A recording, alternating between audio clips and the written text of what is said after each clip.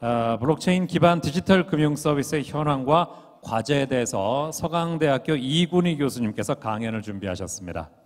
Now we'll have a presentation by Professor Goonhee Lee from Seogang University, who will present on the present and future of digital finance service. Please welcome him. 네, 여러분 박수로 맞아주십시오.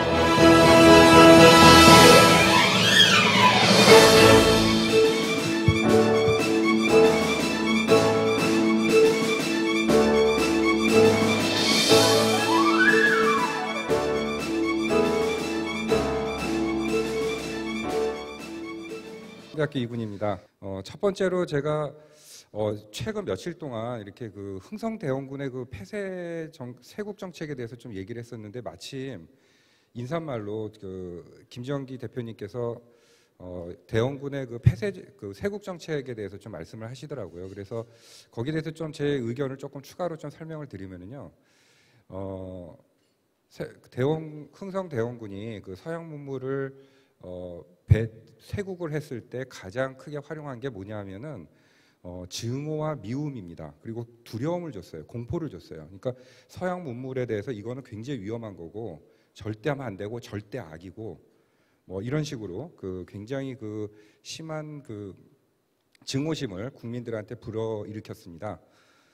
만일 그 당시에 그 우리 역사상에 가장 훌륭한 대통령이라고 하는 그 세종대왕이 만일 그러한 상황이 됐으면 어떻게 했을까 하는 생각을 해봤어요. 그럼 분명히 아마 세종대왕은 국민들을 굉장히 위하시는 분이고 똑똑하신 분이시기 때문에 일단 분석을 했을 겁니다. 자, 이 서양 문물이라는 게 장점이 뭐고 단점이 뭐고 여기서 장점을 어떻게 우리가 끌어들여 갖고 우리 사회를 업그레이드 시키고 국민들을 얼마나 편하게 만들 수 있을까? 여기에 대해서 아마 고민을 했을 거라고 생각을 합니다. 제가 저도 이제 국회에서 그 정책 그 위원이나 이런 데서 같이 발표를 하면서 김영준 교수님처럼 좀 충격을 조금 받았어요. 아, 저렇게 왜곡된 사고를 가지고 있구나 하는 그 정책 위반자들에 대해서 좀 생각을 했었는데 그분들이 한 게 전형적인 그 시장에 대해서 약간 협박을 하고 악을 심어주고 증오를 심어주는 그러한 역할들을 굉장히 많이 그동안 해왔던 것 같습니다. 지금은 이제 조금 많이 바뀌긴 했지만은 이러한 부분들이 빨리 없어지고 이러한 그 블록체인 기술이라는 것이 빨리 우리한테 받아들여서 빠르게 우리 사회를 업그레이드 시킬 수 있고 국민들이 이러한 혜택들을 많이 받을 수 있게끔 그 고민하는 그러한 시간이 됐으면 좋겠습니다. 한 2주 전에 국제 세미나가 있었는데 거기서 그 제목이 그거였었어요. 가상화폐의 미래는 어떻게 될 것이냐 이걸 가지고 발표를 해달라 그래서 제가 했었는데 그때 제가 첫 번째 한 얘기가 가상화폐 미래에 대해서 우리 얘기하지 말자. 왜냐하면은 이거는 우리가 만들어 나가는 거기 때문에 앞으로 우리가 어떠한 모습으로 비트코인이나 가상화폐의 모습들을 우리가 활용할지 여기에 대해서 조금 더 얘기를 나눴으면 좋겠다. 이런 얘기를 했었거든요. 근데 그 이유가 뭐냐면은 비트코인이 처음 만들어졌을 때 사토시 나카모토가 이제 그 비트코인이 이제 활성화가 되니까 한 2가지 정도 발언을 합니다. 내가 비트코인을 왜 만들었는지에 대해서 얘기를 해요. 그게 이렇게 그 투기성이나 사람들에 대해서 이렇게 투기 목적으로 해가지고 내가 돈을 벌려고 한 건 아니라는 것을 명확하게 얘기를 합니다. 그리고 실제로 그 사토시 나카모토가 이제 실제로 보유하고 있는 그 블락에 가지고 있는 지갑에 가지고 있는 그 비트코인이 있는데 그거를 3년 동안 한 번도 움직임이 없어요. 그러면서 이 사람이 돈을 벌려고 이거를 갖다 만든 게 아니라는 것이 확실하고요. 그러면서 자기가 얘기를 합니다. 내가 왜 이걸 만들었는지 설명을 하겠다. 그러면서 첫 번째가 정부를 얘기합니다. 화폐라는 것은 척도의 가치가 있고 교환성이 있고 이런 것들 다 잊어버리고 화폐라는 것은 내가 새롭게 정의하는데 화폐라는 것은 트러스트 시스템이다. 서로 신뢰하는 것이다. 그러니까 내가 5만 원권을 갖다 가지고 있으면 이 종이라는 것은 실제로 원가로 따지면 1,000원 정도밖에 안 되잖아요. 근데 한국은행에서 이거 5만 원이야. 그리고 그냥 밸류를 갖다 주는 거거든요. 그러면은 국민들이 그걸 믿어요. 그렇죠? 아프가니스탄이나 뭐 나이지리아나 이런 데서 중앙정부에서 돈 찍어내면은 국민들이 안 믿습니다. 그래서 달러를 거래하려고 그래요. 자기네 그러니까 정부가 믿지를 못하는 거죠. 그럼 뭐에 대한 트러스트냐 하면은 밸류에 대한 트러스트입니다. 그러니까 내가 100만 불을 가지고 있으면 그러면 그 100만 불의 가치를 미국 정부가 유지시켜주는 그런 트러스트를 갖다가 가지고 있기 때문에, 신뢰를 가지고 있기 때문에 100만 불을 가지고 있는 거예요. 그러니까 서로 간에 어떤 트러스트 시스템이 만들어지게 되는데, 사토시 나카모토가 하는 얘기는 2009년 1월 3일 날 그 비트코인이 나왔거든요. 근데 2007년 8년에 뭐가 있었냐면 글로벌 금융위기가 있었어요. 그때 미국이 위험하니까, 자기네들 힘드니까 어떻게 했냐면은 돈을 막 찍어내요. 그걸 양적 완화라고 하는 정책을 피면서 돈을 막 찍어냅니다. 돈을 막 찍어내니까 내가 100만 불을 가지고 있는데 이쪽에서 돈 찍어내니까 어떻게 되겠어요? 달러가 디밸류에이션이 될 거 아니에요. 자산 가치가 하락하게 됩니다. 그러면서 사토시 나카모토가 굉장히 붕괴를 해요. 너희가 지금 정부가 이 문제에 대해서 트러스트를 갖다 깨버렸다는 게 이제 첫 번째 이유를 갖다 얘기를 합니다. 그다음에 두 번째는 비트코인을 갖다 만드는데 금융기관을 얘기를 해요. 그 금융기관을 왜 얘기하냐면은, 내가 예를 들어서 나이지리아에 있는 어떤 난민들한테 큰 돈은 못 보내고 한 1,000원 정도를 보내고 싶어요. 근데 1,000원이라 그래도 그게 뭐 예를 들어서 한 10,000명이 모이면 1,000만 원 되는 거 아니겠어요? 근데 1,000원을 보내고 싶어요. 그 십시일반으로 돈을 모아갖고 보내고 싶은데 금융기관이 가운데서 송금 수수료 해가지고 한 2만 원 정도를 떼어낸다는 거예요. 그래서 작은 돈을 그걸 갖다 이제 마이크로 파이낸스라 그러는데, 마이크로 파이낸스 기능을 갖다 완전히 마비시켜 버리는 거예요. 가운데서 중개 기능 없이, 중개 기관들이. 그렇기 때문에 얘기를 합니다. 이 세상에 돈을 갖다가 굉장히 무료로 자유스럽게 교환을 하고 소액 결제들도 할 수 있는 그러한 어떤 코인을 만들겠다 하는 의미에서 비트코인을 만든 겁니다. 그러니까 이런 투기 목적으로 한 게 아니라 원래 목적과는 굉장히 다른 방향으로 지금 돼가고 있다는 거예요. 그렇다면은 그걸 정확하게 우리가 알고 있다면은 이거를 올바른 방향으로 비트코인을 갖다가 활성화시켜서, 또는 암호화폐를 활성화시켜서 우리 국민들이, 많은 사람들이 혜택을 받을 수 있게끔. 그러니까 예를 들어서 어려운 사람들이 있었을 때 별 그 송금 수수료 없이 조그만 금액이라도 모아가지고 도와줄 수 있고, 그리고 뭐 어떤 사업에 실패를 했는데 새로 뭐 예를 들어서 동네 중국집을 갖다 차리고 싶은데 내가 한 3,000만 원이 필요하다 그랬을 때 사람들이 십시일반으로 모여가지고 그 돈을 갖다가 제공해 줄 수 있는 그런 마이크로 파이낸스 기능들을 그 코스트 없이, 트랜잭션 코스트 없이 운영할 수 있다면은 굉장히 좋은 세상이 되지 않겠느냐. 이러한 부분들이 그 사토시 나카모토가 생각한 그 비트코인의 세상입니다. 근데 이런 부분들이 많이 지워지면서 앞으로 가격이 어떻게 되고 돈을 어떻게 벌고 이런 부분들이 너무 많이 강조가 되는 것 같아서 지금 서두에 좀 말씀을 드렸습니다. 또 한 가지, 또 시작하기 전에 또 한 가지 말씀드릴 건 뭐냐면요. 또 서론이 길죠. 논문 하나를 소개를 하겠습니다. MIT 경제학과 교수 중에 오토라고 하는 교수가 있는데요. 그분이 굉장히 그 재미있는 스터디를 했어요. 그래서 그걸 갖다 좀 잠깐 소개를 하려고 합니다. 그 제목이, 논문 제목이 뭐냐면은 Why are there so many jobs? 왜 이렇게 직업이 많지? 이게 그 주요 목적이에요. 왜 그러냐면은 우리 인간 역사상에서 가장 큰 충격을 받았던 혁명이 언제냐면 제1차 산업혁명이라고 합니다. 그 생각을 해보세요. 모든 것들을 손으로 하고 말로 하고 막 그러는데 갑자기 기계가 나타나서 그걸 대체해 버렸어요. 그러면 수많은 직업들이 없어지지 않겠어요? 그래서 기계 파괴 운동도 생기고 굉장히 많은 그 불안감들이 많이 생겼고, 많은 사람들이 실제로 직장을 많이 잃었습니다. 근데 그 오토라는 교수님이 한 200년 동안을 갖다가 직업을 갖다가 쫙 조사를 해요. 직업을 조사하면서 내린 결론이 뭐냐면은 1차 산업혁명, 2차 산업혁명, 3차 산업혁명이 계속 일어나면서 직장이 없어진 게 아니라 총량적으로 엄청나게 많이 늘었다는 거예요.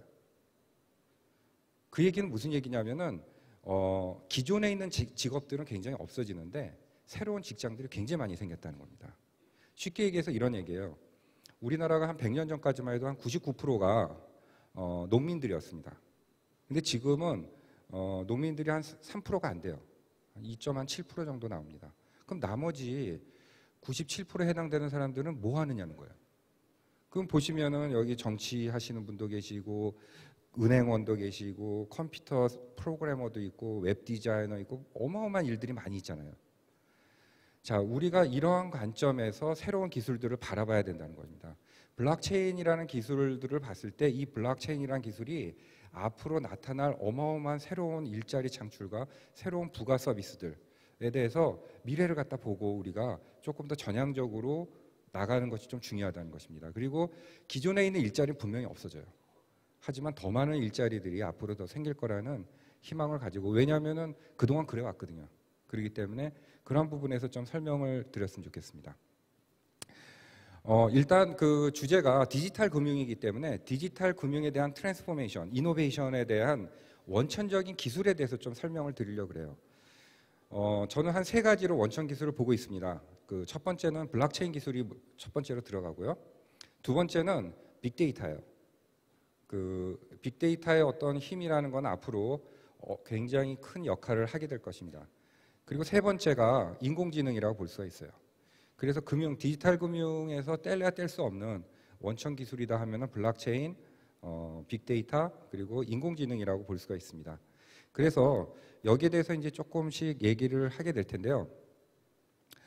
먼저 빅데이터에 대해서 좀 얘기를 해보겠습니다. 이쪽은 좀 생략을 하고요.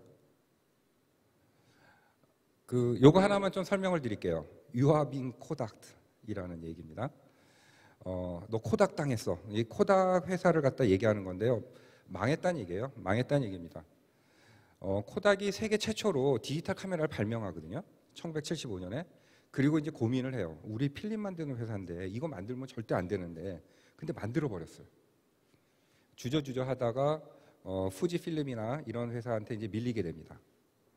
갖고 굉장히 힘들어지다가 90년에 구조조정을 통해 가지고 2005년에 또 어마어마한 걸 또 발견해요.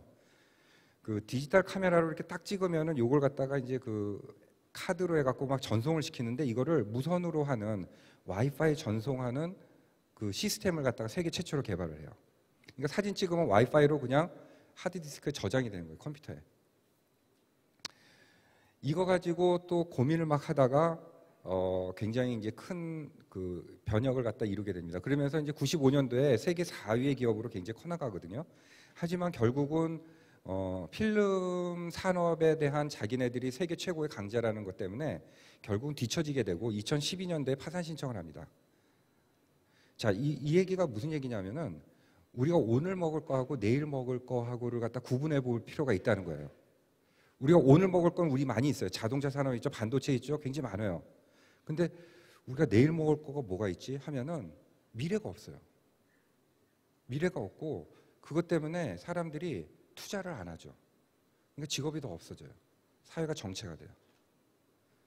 그 바로 옆에 있는 나라들을 보면은 굉장히 부럽습니다. 중국이 그래요. 중국이 세계 1위의 그 일자리 창출국이고 창업 국가고, 모든 젊은이들이 굉장한 희망을 가지고 있어요. 나도 마윈 같이 돼야지. 그러면서 어마어마한 창업을 하고 있습니다. 근데 우리나라 젊은이들은 그런 그 케이스를 보지를 못했기 때문에, 구글이나 알리바바 같이 그렇게 된 회사들을 보지를 못했기 때문에 끽해봤자 공무원 되거나 아니면은 그 대기업 들어가서 그냥 일하는 그 정도밖에 되질 못하고 있어요. 그러니까 창업이나 어떤 변화나 혁신에 대해서 생각을 못하고 있습니다. 그거는 분명히 우리 기성세대의 잘못인 것 같아요. 우리가 변하지 않으면은 절대로 그 미래가 나타날 수가 없기 때문입니다. 최근에 그 코닥이 그 가상화폐에 뛰어들었어요. ICO를 해갖고 성공적으로 했고요. 그러면서 그 주가가 한 4배 정도 뛰었는데요. 실제로는 1달러 정도 됐었는데 그게 이제 11.5달러까지 쳤으니까 10배까지 오른 거죠. 그러니까 이게 실제로 그 코인을 발행한 게 아니라 우리 코인 만들 거야라고 얘기했을 때 10배로 뛴 거예요. 갖고 그 저작권료, 그 사진에 대한 저작권료를 코인을 통해 가지고 그 자유스럽게 받고 중개할 수 있는 그러한 역할을 하겠다는 그 비즈니스 모델을 ICO를 통해서 얘기를 하고 나서 바로 주가가 10배 가량 뛰게 됩니다. 근데 요즘 근데 그거 했죠. 조금 내려갔어요. 왜냐하면은 원래 1월 말에 이 코인이 나오기로 했는데 계속 늦어지고 있어요. 갖고 조금 이제 주가가 내려가고 있는데 곧 만들어질 겁니다. 지금 핀테크에 대해서 이제 좀 설명 드리려고 그랬었는데 이거 조금 생략하고요. 그 다음에 제가 요즘 얘기하는 디지털 금융 또는 핀테크 하면은 꼭 여러분들이 알아두셔야 될 게 월스트리트에서 주로 이제 얘기하는 게 이겁니다. 언번들링 어택이라는 얘기를 많이 해요. 이거는 꼭 알아두실 필요가 있는데요. 이게 무슨 얘기냐면은 지금 대형 은행들이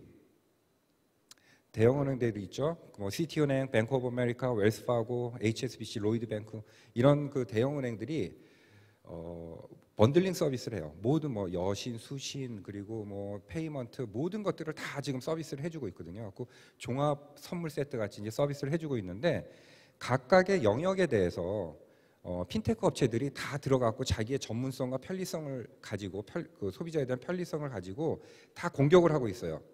그러면서 그러니까 이거 뭐냐면은 그냥 그 대형 은행하고 거대하게 싸우는 것이 아니라 개미 군단 같이 각각의 영역들을 갖다가 가지고 전문성을 가지고 공격을 하고 있다는 겁니다. 그러면서 나타나는 현상이 뭐냐면 다음 그래프에서 나오는데요. 17년 이제 4월 13일 날 파이낸스 타임스에서 나온 얘기가 언번들링 어택을 통해서 이렇게 보면 빨간 선을 보면은 ROE가 이렇게 뚝뚝 떨어지는 거 보죠. 이제 니네 곧 망할 거다 그 얘기예요. 계속 시장이 잠식당하고 있습니다. 핀테크 업체들을 통해서. 그래서 그걸 갖다가 frog in the pan이라고 표현을 하는데 끓는 물 속에 이제 개구리가 앉아가지고 따뜻하다고 놀고 있다가 그냥 말라 죽어버리는 그러한 형태를 얘기하고요. 이게 사실은 우리나라 그 글로벌 뱅크들의 얘기가 아니라 우리나라 얘기가 이럴 것 같아요. 그래서 지금 우리 어느 정도 잘 살고 있으니까 먹고 살만하니까 괜찮아 이러다가 내일 먹을 거리가 없어갖고 망하는 그런 그 우려가 많이 됩니다. 빅데이터에 대해서는 몇 가지 이슈만 얘기를 할게요. 빅데이터라고 하는 것은 일단 개인정보들을 많이 수집을 해야 되기 때문에 여기에 따른 프라이버시 이슈가 있습니다. 그래서 프라이버시를 보호하는 부분하고 그다음에 빅데이터를 통해서 어떤 그 산업을 발전시키고 활용해야 되는 부분하고를 두 개의 절묘한 그 조화가 굉장히 필요하다 하는 것이 우리가 직면해 있는 과제라고 볼 수가 있습니다. 그다음에 인공지능인데요. 인공지능 같은 경우에는 쉽게 얘기해서 이런 겁니다. 인공지능은요 전문가가 사실은 따로 필요가 없어요. 왜냐하면은 그 신이 만일 인간을 만들었다면 인간이 그 신이 만든 우리 인간의 뇌 구조를 시뮬레이션 해갖고 그냥 해놓은 거예요. 그러니까 신이 어떻게 만들었냐면 우리 인간 두뇌를 그 신경세포라고 하는 그걸 갖다가 연결시켜주는 그러한 망으로 만들어놨어요. 근데 이 신경세포가 굉장히 간단한 기능들을 합니다. 그래서 아주 쉽게 컴퓨터로 시뮬레이션이 가능해요.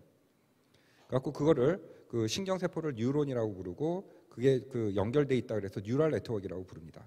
그래서 인공지능의 기본적인 원리는 뉴럴 네트워크인데 우리가 인공적으로 만들었다 그래서 아티피셜 뉴럴 네트워크이라고 불러요. 우리 인간한테는 한 100억 개의 그 신경세포가 있습니다. 그걸 통해서 제가 다음에 무슨 얘기할지 기억하고 이거는 잘못됐다, 이거는 잘됐다라고 판단을 하게 되는 거예요. 요번에 그 이세돌하고 했던 알파고의 경우에는 약 2천만 개의 뉴런을 가지고 있어요. 가상 아티피셜 뉴런을 가지고 있고 그거를 가지고 이제 그 게임을 했는데요. 요것을 보면은 여기서 좀 간단하게 소개를 하면은 그 알파고 펜이라는 게 처음에 나와서 그게 이제 그 펜 후입판을 갖다가 5대 0으로 이깁니다. 그리고 알파고 리라는 게 나와서 이게 업그레이드된 버전이에요. 이게 그 4대 1로 그 이세돌을 이기게 됩니다. 아마 이게 알파고 버전에서 인간이 이길 수 있는 최초의 1승이에요. 그 뒤로는 한 번도 이긴 적이 없어요.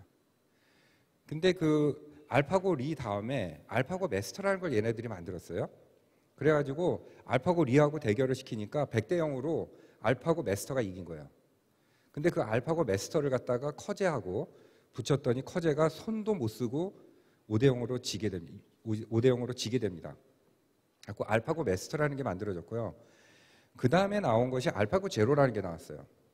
그래서 알파고 제로라고 하는 것은 알파고 또 메스터하고 바둑을 또 가지고 90대 15로 이깁니다. 그러니까 완전 100대 0은 아니고 90대 10으로 이겨요.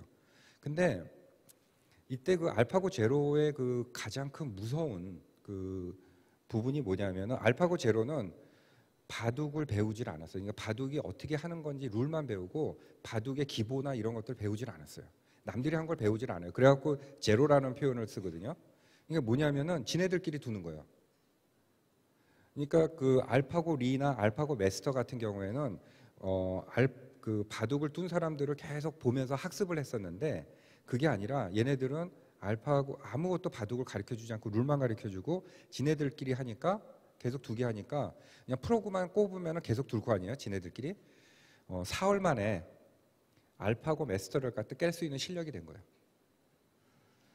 자, 인공지능이 굉장히 무서운 게 뭐냐면 얘가 어디다가 특정한 데다가 바둑알을 놨을 때 이게 어떻게 어떠한 리즈닝을 통해서 어떠한 추론을 통해 가지고 여기다 뒀는지 아무도 몰라요. 그 블랙박스 어프로치라고 합니다. 아무것도 몰라요. 그냥 우리가 그냥 그 인간 두뇌를 시뮬레이션 하니까 그대로 그 결과가 나오는 거예요. 그래갖고 알지를 못해요. 근데 그게 어마어마한 수가 될 수가 있고 아니면은 굉장히 이상한 수가 될 수가 있는데 우리가 이해를 못하는 겁니다. 근데 알파고 제로 같은 경우에는 특별한 학습 없이 자기네들끼리 서로 붙어가지고 어떤 새로운 형태의 최고 수준의 그 바둑의 그 기술을 갖다 습득했다는 것입니다. 이게 그 또 다른 의미에서 뭐냐면 우리 인간이 과학 발전을 하잖아요. 그 새로운 것들을 뭐 양자역학을 발견하고 새로운 어떤 그 블랙홀을 발견하고 이러한 어떤 새로운 이론들이 이제는 더 이상 인간을 통해서 얻지 않고 인공지능을 통해서 새로운 과학 기술들이 발전될 수 있는 가능성을 보여주는 거예요. 그래서 구글에서 지금 굉장히 많은 실험들을 하고 있습니다. 그 중에 하나가 인간에 있는 모든 정보들을 갖다 클라우드에다 올리는 그 실험이라든가 아니면은 특정한 물리적인 체계 시스템들에 대해서 좀 더 발전시킬 수 있는 새로운 물리 이론들을 어떤 천재 아인슈타인 같은 천재 과학자가 아니라 AI를 통해 갖고 새롭게 찾아내는 그런 실험들을 많이 하고 있어요. 이런 부분에 있어 가지고 그 우리가 알파고를 갖다 생각해야 되고요. 그 다음에 이제 블록체인입니다. 조금 넘어갈게요. 요거만 할게요. 요거 한 5분 정도 내로 끝내겠습니다. 이민하 교수님이 첫 번째 강의할 때 계속 비잔틴 장군 문제를 갖다가 말씀을 하셨어요. 그랬는데 다행히 제가 여러분들한테 어떻게 하면 블록체인을 좀 쉽게 설명할 수 있을까 고민하다가 비잔틴 장군 문제를 설명해야 되겠다 이렇게 생각을 하고 있었거든요. 그래서 여기서 이 시간에 이민하 교수님이 말씀하신 비잔틴 장군 문제가 어떤 건지 좀 소개를 해드리겠습니다. 되게 재미있는 문제예요. 암호학에서 나온 문제인데요. 비잔틴 제국이 있어요. 비잔틴 제국이 있는데 장군들을 막 부릅니다. 이렇게 이제 장군들이 쫙 있죠. 장군들이 있는데 각각 장군들을 불러갖고 저쪽에 있는 성 하나를 쳐라. 근데 이 성이 굉장히 센 군사력을 가지고 있어요. 갖고 그 니네 장군들이 다 합심해서 싸우지 않으면은 이기지 못하는 그런 성이에요. 갖고 알겠습니다. 그리고 이제 쫙 가요. 갖고 포위를 합니다. 그 성을 이제 공격하려고 그러는데 전령이 와요. 전령이요 하고 와요. 갖고 왔는데 내일 아침 8시에 성을 공격하자고 합니다. 하고 이제 전령이 옵니다. 근데 이 장군이 각각 장군들이 그 얘기를 메시지를 받았거든요. 근데 이 전령을 보니까 약간 침도 질질 흘리고 좀 띨띨하게 생겼어요. 믿지를 못하겠어요. 거기다가 적군 스파일 수도 있잖아요. 그리고 더 큰 문제는 장군들끼리 서로 믿지를 못해요. 장군들이 저 중에 적군 스파이들도 있을 것 같아요. 자, 그랬을 때 내일 아침 8시에 여길 가자고 전령이 왔을 때 이 메시지에 대한 진위 여부를 어떻게 가릴 것이냐. 그것이 바로 비잔틴 장군 문제입니다. 이 문제를 완벽하게 푼 사람이 사토시 나카모토예요. 그리고 그거를 이용해가지고 비트코인이라는 걸 만든 겁니다. 이렇게 된 거고요. 갖고 여기 뭐 좀 약간의 설명들이 있으니까 여러분들이 한번 좀 보시도록 하고요. 그 이민하 교수님이 앞에서 얘기했던 부분을 조금 더 추가적으로 설명을 드리겠습니다. 인터넷이라고 하는 것은 제가 이 파일을 갖다가 그 이제 여기 포럼 협회에다가 보면서 발표 자료를 보내드렸어요. 근데 그거는 원본이 가는 게 아니에요. 원본이 가는 게 아니라 제 원본은 사실상 제 하드디스크에 있고 이게 카피본이 지금 이메일을 통해서 가는 거거든요. 그리고 그거의 카피본이 또 여기서 뜨고 있는 거예요. 그렇죠? 그러니까 인터넷 혁명이라고 하는 거는 정보의 그 아주 유용한 교환 수단인데 정보의 진위 여부가 가려지질 않아요. 항상 모든 것들이 컨트롤 C, 컨트롤 V에 의해서 복사되고 페이스트 되면서 계속 왔다 갔다 해요. 자, 비잔틴 장군 문제가 풀리면서 이 정보의 진위 여부를 가릴 수 있는 능력이 생긴 거예요. 블록체인을 통해서. 그래서 인터넷 혁명이라는 게 정보 전달이라고 그런다면은 제2의 인터넷 혁명인 블록체인 기술이라는 거는 가치의 전달이 가능하다는 겁니다. 내가 여기서 이쪽으로 원본이 가게 되면 나는 이제 없어지고 얘가 이쪽으로 가게 되는 거예요. 가치의 전달이 가능해지기 때문에 이거를 통해 갖고 가장 크게 충격을 받을 수 있는 곳이 금융권이겠죠. 가치의 전달이 가능해지기 때문에 그렇습니다. 제가 그 블록체인을 처음 공부했을 때 제일 의문이 났던 게 또 한 가지는 뭐냐면은 아니 이거를 어떻게 믿어? 이거였었어요. 사람들이 믿잖아요, 그냥. 비트코인이 얼마 지금 뭐 한 1,000만 원 정도 한다 그러는데 믿잖아요, 그냥. 근데 그 비트코인을 갖다가 믿는 이유는 사람들이 믿는 이유는 뭐냐면은 사실상 사토시 나카모토라는 사람을 믿는 것도 아니고 정부를 믿는 것도 아니고 뭐냐면 프로그램 코드를 믿는 거예요. 프로그램 코드를 믿는다는 얘기는 무슨 얘기냐면 프로그램을 짜고 자 봐 하나 둘 셋 하고 엔터키 딱 치면 프로그램은 코드대로 움직이잖아요. 그 과정을 믿는 거예요. 그거보다 더 정확한 건 없을 거 아니에요. 프로그램을 내가 이렇게 짰는데 다르게 컴퓨터가 움직이지는 않거든요. 그렇기 때문에 굉장히 여기서 그 중요한 의미를 갖다가 갖게 되는 겁니다. 이제 마지막 얘기를 좀 할게요. 요거 한번 더 얘기를 하고요. 2차 세계대전 때 그 1944년 이제 그 연합국들이 모여가지고 앞으로 그 통화에 대해서 전 세계 기축 통화에 대해서 이제 논의를 하게 됩니다. 이러면서 이제 그 달러가 기축 통화로서의 이제 역할을 갖다 자리 잡게 되거든요. 그때 그 경제학자 유명한 영국의 경제학자인 케인즈가 굉장히 반대를 해요. 야, 니네가 뭔데 달러를 갖다가 기축 통화로 하느냐 이렇게 얘기를 합니다. 그러면서 방코르라고 하는 세계 화폐를 갖다가 주장을 해요. 방코르란 세계 화폐를 가지고 우리 전 세계 사람들이 동일한 화폐를 가지고 사용하자 이런 그 주장을 굉장히 하는데 결국은 그 정치적인 그 미국의 정치적인 목적에 의해서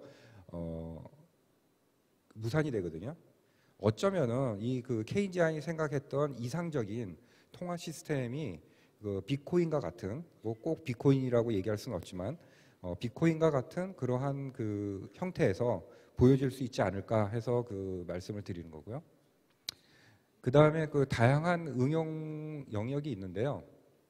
여기에 대해서는 좀 넘어가도록 하고 그 마지막 페이지 마지막 끝 페이지 좀 넘겨주시겠어요? 쭉 가다가 보면은